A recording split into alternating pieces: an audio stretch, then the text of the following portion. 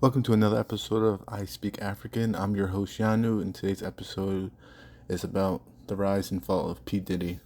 But before I get into the subject of Diddy, I want to know if y'all watched last Saturday's episode of Saturday Night Live. For those of you who aren't so familiar with the show or aren't from the states, it's a sketch comedy show. And the only reason why I bring it up is because there's a guy who does a very funny impersonation of Donald Trump, and he started off by saying how the Democratic Party switched Biden for Kamala, and then he goes into the whole issue about Haitians. And for those of you who don't know, excuse me, the Republican Party, or Donald Trump and J.D. Vance, who is his running mate, made up a stupid racist lie about Haitians who are now living in Ohio, and I think the city of Springfield. And he's like, they're eating dogs and cats. So that's what everybody's been making fun of. So this guy goes like, they're eating the dogs, they're eating the cats. They're having freak offs, and the geese, and they're making the geese watch. So it was very funny. If you don't want to watch the whole episode, you can just go to YouTube. But back to the main story about P Diddy. Now, I was never really a fan of Diddy, and I'm not just saying that because of everything that's happening. I was just never a fan of his. Um, when I was a kid, and the '90s, he was like big and Bad Boys. I was a fan of Mace. I always liked Mace. Biggie was okay, but I always liked Mace and some of his other artists. But I liked Mace, and then like I was saying, um, producers like Diddy and Dr. Dre, I never liked them. I liked the people that they signed. I think they had more talent, for lack of better words. Like, who did Dre sign? Apart from Eminem, he signed. Did he sign Snoop? I don't know. I can't remember. But I like their talents. But I don't really think that, like, I mean, Jay Z. I think out of those three, Jay Z is he's the one that I like the most as far as uh, musical talent goes. Like Jay Z had a lot of good albums, The Blueprint, Reasonable Doubt. So I do like Jay Z more than Diddy and Dre, but even Jay Z, like I mean, I'm not a huge fan of his, and I'm gonna talk about Jay Z later. But like I was saying, yeah, he had some like Bad Boy had some good hits, but when I got older and I found out the whole thing about Mace and how Diddy did him dirty and didn't want to give him his masters back, I really stopped liking him. And even when Diddy like went into retirement, I think it was like what 2009 ish, and he came back out and he came out with that CD called or that album called Push Play. I don't even know any songs from that album because I'm not a Diddy fan, and I'm not like I said I'm not just saying that because of this whole all these, you know, criminal allegations against him. I just never liked him. I never thought he was a stand up person. Um, but, uh, and that's how Diddy got into this whole mess to begin with because of his character. Um, he did a lot of black actors wrong. Sorry, black, like artists, rappers and singers, like, and, and that came back to haunt him. And Diddy's main problem was that he and many rappers go about this whole mafioso Don mafia thing, and I never understood rappers' obsession with the mafia. Like, stop trying to be the mafia. And when you try to live that lifestyle, and you actually do live that lifestyle, you're gonna break a whole bunch of laws, and the FBI and you know and local law enforcement, they're gonna catch on, and they're gonna get their evidence they need, and when they decide to use it, they'll use it later because that's how the government works. Especially with like normal people, if a normal person commits a crime, yeah, they'll get you right away. But if you're a big person, they'll sit on it for a while, and that's what they've been doing with Diddy. They would sit on it for a while. They knew about all his crazy antics. They were like, yeah, we're gonna use it later. We're gonna use it when we need it, and that's what they did right now. Um, and like I said, it's very hypocritical how everyone is talking about it now. Like I saw that Howard University gave him back his $1 million donation or endowment. I'm thinking, Howard, you guys knew about Diddy from way back when, because if everyday people like me and those who are listening, if we knew about it, believe me, Howard University knew about it, Hollywood knew about it. They just didn't care. Like, they knew about his freak offs. I remember I was watching a video the other day, and it was like this British guy. He interviews famous people, and he was interviewing. It was Diddy, it was some other people, and it was Vince Vaughn. And he's talking to Diddy. He's talking about the freak offs, and Diddy's like, "Oh yeah, no, at my parties are for everyone. You know, we do a little bit of this, we do a little bit of that." And then they go to Vince Vaughn, and Vince Vaughn's just like being very vague. And I'm thinking, yeah, Vince Vaughn, you were there, you know exactly what was happening, you know. Uh, but another example of the industry knowing is about this journalist. He's not super famous, but his name is Torre. He's a black guy, like light skinned black guy or brown skinned black guy with like a curly afro. And he was being interviewed, and I saw this a couple of days ago, and he's saying how he knew about Diddy's like, you know, crazy behavior, you know, roughness and his freak offs before this became public knowledge. And they're interviewing him, and he's telling them how like, um, his cousin. So Torre's cousin wanted to get into the industry. So Torre's like, "Hey, I know Diddy. Let me connect you." I'm thinking, if you know Diddy and you know what he's capable of, and you know what he's done, why would you introduce your cousin to him? So the cousin gets an internship through Diddy, and then one night, Torres tells us that the cousin, he was about to leave, or I can't remember if the cousin was a woman or a man, but anyway, the cousin was about to leave, and Torres like, I mean not Torre, Diddy's like, um, "I want you to stay," and the cousin's like, "What? No, I'm not staying." And then Diddy's like, "Well, if you leave, like this is the last day of your internship." So Torre said that the cousin ended up leaving. Whether or not that's true, I don't know. Maybe the cousin could have stayed. I don't know how much the cousin wanted the internship, but again, why would you even put yourself in that position? You know, Diddy is, he's crazy, weird, sexual deviant. So why would you put yourself in that position?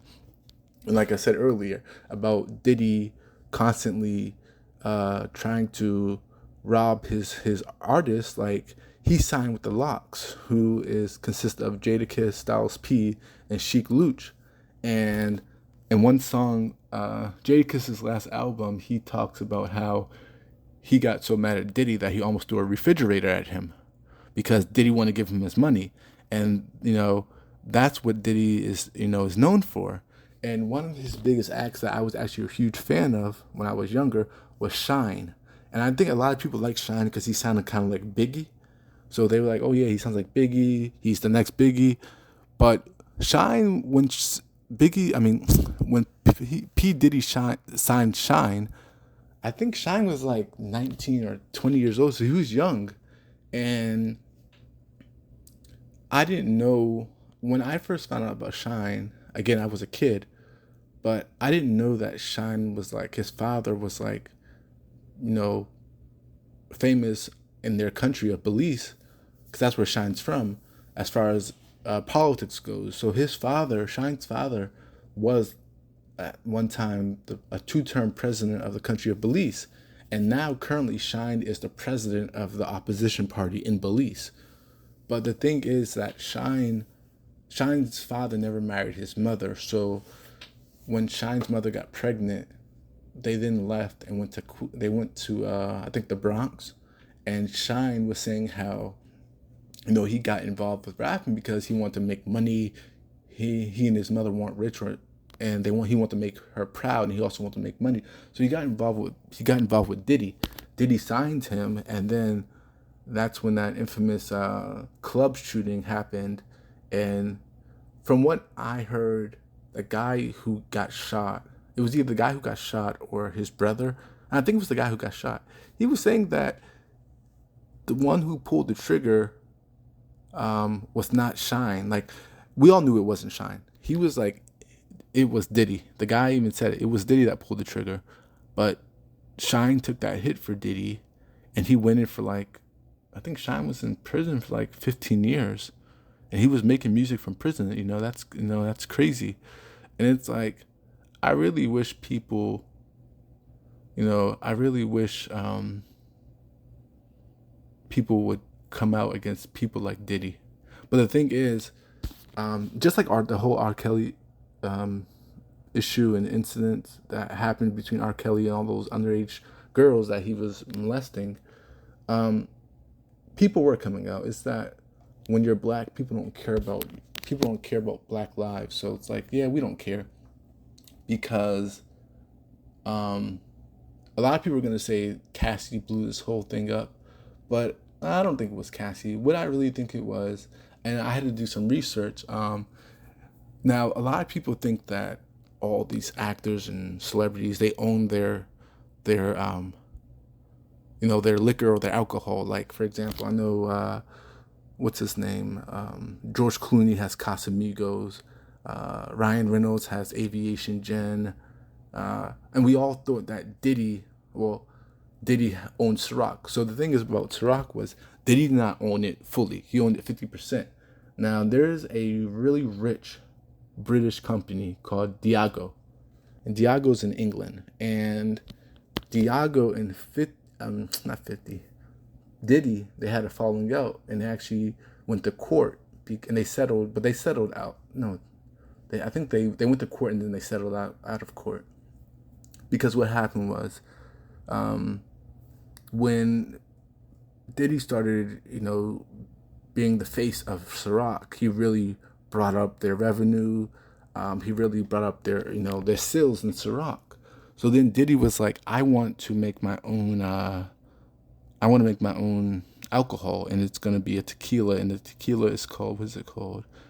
It's called. Hold on. I forgot what the Diddy tequila is called, but he wanted to make a tequila, and they're like, all right, you can make a tequila, because Diageo is a distillery company. They make alcohol. So when they were branding Diddy's tequila, they weren't branding it how they were branding all their other alcohols, and they were pretty much saying like it was like black only, something like that. And Diddy got upset and was like, no, this is racist. Like, you guys are branding my alcohol as if it's like, like hood alcohol or something like that. And they were like, no, we're not. And Diddy took them to court and he won. So they lost a lot of money.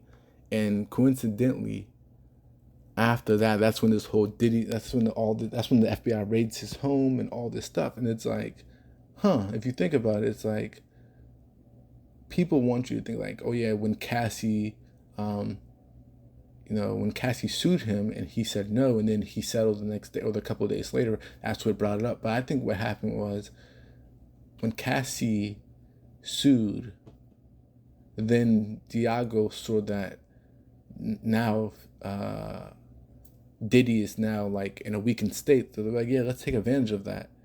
And that's when they really came after him. And I think a lot of people don't understand is that these super rich people in the world, they have the air of world leaders. So this Diageo company, believe me, they can call up the current Prime Minister of England. They can call up King Charles of England. They can even call up Biden and be like, look into Diddy. And just like, for example, Bill Gates can call up Biden. Elon Musk has the ear of Donald Trump. He can call up Donald, even if he wasn't a supporter of Trump, he can still call him up.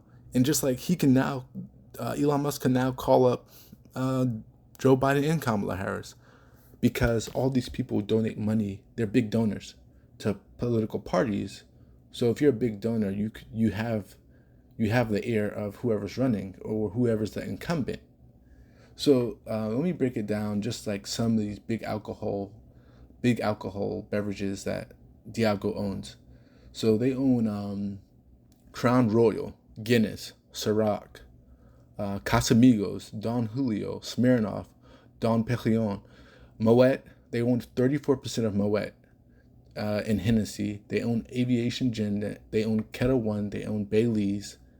And that's just a few of like the really big brands that are sold in the United States.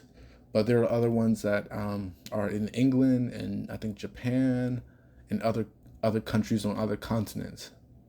Um, and I truly believe that that's really the reason why this whole thing with Diddy happened, because um, everyone knew that Diddy was grooming and abusing Cassie for years. No one cared. So it's like the whole Cassie thing is not going to really um, set off like the FBI looking.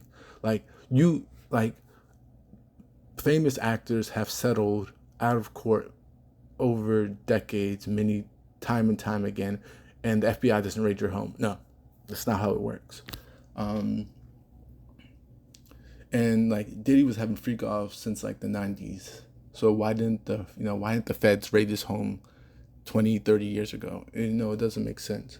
And like, but I do. And here's the thing: these whole things about freak offs. It's like the truth is like a lot of Hollywood is like a cesspool of just like debauchery, and they all want to get their whatever kinks on, and that's why they went to these freak offs. Like all these people, and there were a few people who never went. Like for example, 50 was like, no, I'm not going to no freak off. I'm not about that. And like Mike Tyson, I think was another one, because I remember there's an old interview of Mike Tyson on the Keenan Ivory Wayne show with Diddy, and Diddy puts his hand like Diddy's like looking at his watch or something like that, and puts his hand on Mike Tyson's hand, and Mike Tyson like so quickly just like throws his hand off, and Diddy looks offended because Mike Tyson knows, and also is like I don't know. There was like this funny. If you guys remember the dunk contest from like I don't know 10 years ago, maybe 15 years ago, of this white basketball player named Chase Budinger, or Budinger. I can't pronounce. I don't know if I'm pronouncing his last name correctly, but like he jumps over Diddy's head, and they showed the pause frame of Diddy just like looking up at his crotch, and Diddy looks so happy. And then it's like, remember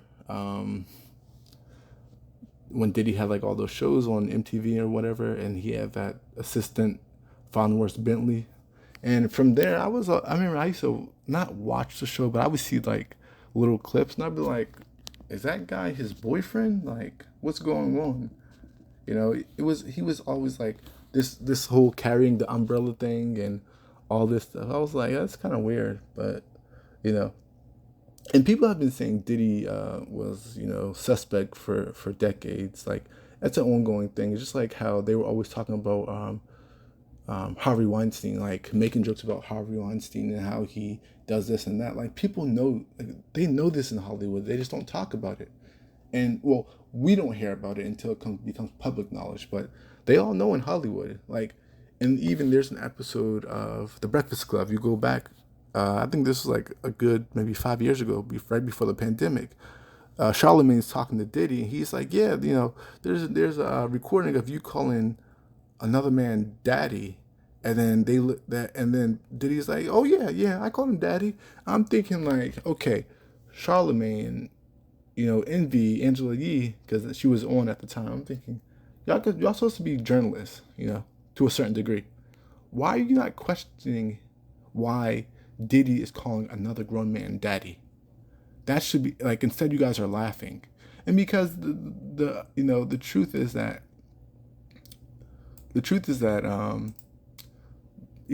they all have producers, they all have bosses, and their bosses are like, hey, don't question Diddy, because you question him too much, then if anything comes out that he might be into this or into that, that could ruin his image, and that will affect album sales, and even it might potentially affect his other artists that are under his label. And they were like, nah, you guys don't want that. So it's all like they all knew like Diddy was whatever. I don't even know what he is. And it's also like, think about it. It's like Diddy has to maintain that bad boy image, because that's his whole thing. Like his label is called Bad Boy, so he has to maintain that image, kind of like how Bruce Wayne has to maintain the playboy, the billionaire playboy image, so that he can go out at night and be Batman. Because people are gonna be like, why is Bruce Wayne always out so late? Like, why is he always tired? Why is he always away on, why is he never at work? Well, then people are gonna be like, huh, maybe he's Batman. But if Bruce Wayne is going out and seeing different girls every other week, and he's flying to different countries, people aren't gonna question who might be Batman. They won't even suspect that it's Bruce Wayne. And it's the same thing with Diddy, you know. And just like Jeffrey Epstein, everyone knew that Jeffrey Epstein was trafficking girls and bringing them to his island, and he was bringing Bill Clinton and Prince Andrew of England to his island. He was bringing all these rich people to the island. But the difference is, and like I said earlier, white men and black men aren't the same. We are not treated equally. There are things that white men can do that black men cannot do. And Diddy and many black men think that because they have money, just like the white man, they can do the same thing as the white. You cannot, because the government doesn't work the same for black people. And that's really what happened. Because if you guys remember, when they first got Jeffrey Epstein, the first time, the prosecutors made a deal with him and they let him off. And the deal was that, we're not going to prosecute you, and you just have to go to, I think, jail on Friday nights, but you can come back to your house afterwards. And they gave him this really, really nice deal. And that's why Jeffrey Epstein was allowed to continue flying underage girls to his island, because the prosecutors and the government gave him a really nice deal. But the thing is, 50 doesn't have all those, he doesn't have the same, he doesn't have the same status as Epstein. And now, I don't know if you guys are following all the headlines, but they're saying that Diddy might be suicidal. Diddy has never expressed suicidal tendencies or depression or anything like that. So when I hear this, it sounds to me like, the media and the powers that be are trying to, prepare us for them trying to, Epstein Diddy inside prison. And the cameras are going to magically turn off the same way they turned off with Epstein. I predict that with Diddy, either he'll make a deal, because I know he's going to snitch. He'll either make a deal, because the government is always looking for really big fish. So if Diddy can give up either one really, really big fish or a couple of big fish, they'll be like, all right, they'll give him some kind of immunity deal. But if he can't, they'll just Epstein him, because either way they get what they want. And oh yeah, believe me, everyone's going to come after him now in civil court. He's going to lose, because he's already lost so much money. He's going to lose so much more, so much more money. And then it's funny, very funny how all these rappers now are just very, very quiet. So quiet. I haven't seen not one rapper support Diddy. Think about that. You guys were his friends or ran with him for decades, but now everyone's quiet. They're really quiet, because everyone knew that Diddy was guilty. And if you start, coming to his aid, then that might potentially implicate, they might potentially implicate themselves. And they're like, nah, we're not going to go through that trouble. But Diddy, no one's coming to his aid. And I wouldn't be surprised if they come for Jay-Z in a couple of years, because, remind you, they came for, what's his name? Run? What's his name? Is it Pastor Run or whatever? That guy, what did he do? Or his brother, Run DN, whichever Run DNC brothers they came from one of them. And what did he do? He got all his money, or he got enough money, and he ran to Bali, because Bali does not have extradition to the United States. So he ran to Bali, but he might slip up one of these days and go to an extradition country like France or England or whatever, or just a country that America had extradition, and that's when the feds would get him. But he ran. I actually thought Diddy was gonna run, but he didn't. So yeah, like I said, they're gonna come for Jay-Z in a couple of years. That's what I feel. I think the era of black black men and just in general is over. I think that's what the government's trying to do.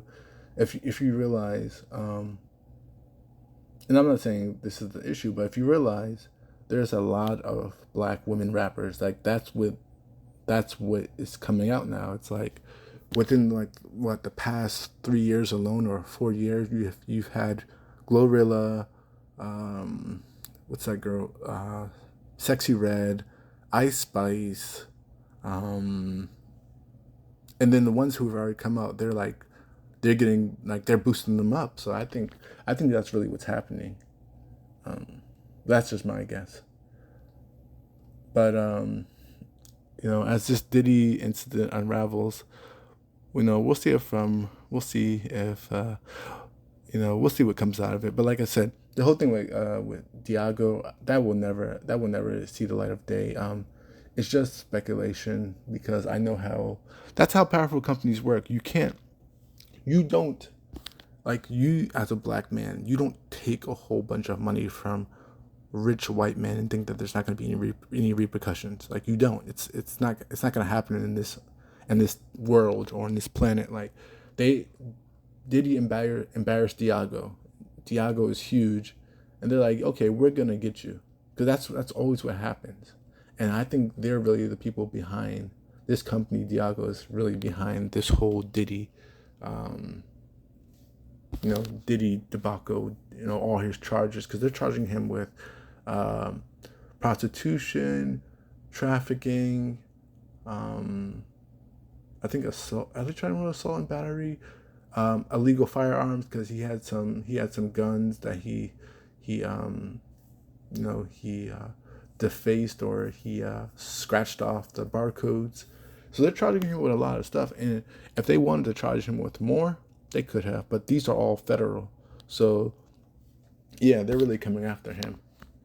But yeah, that concludes today's episode. Thank you for listening to another episode of I Speak African. Remember to like and subscribe to my channel so I can give you guys more content. And you guys can always email me and comment below. You can email me at ispeakafrican12@gmail.com. And then you can also write in the comments about what you think and how I can improve the podcast. Thank you.